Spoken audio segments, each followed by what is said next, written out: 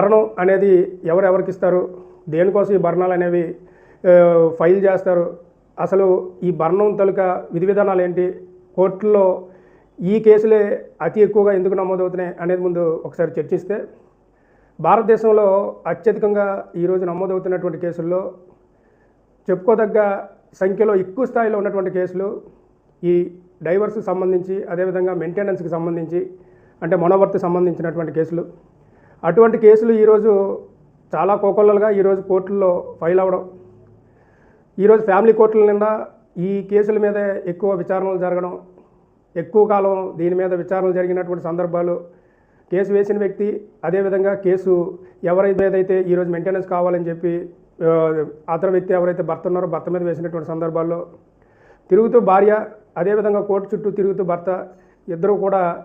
విసిగిపోయేటటువంటి పరిస్థితులు కొన్ని సందర్భాల్లో కనిపిస్తూ ఉన్నాయి కోర్టుల్లో. కారణం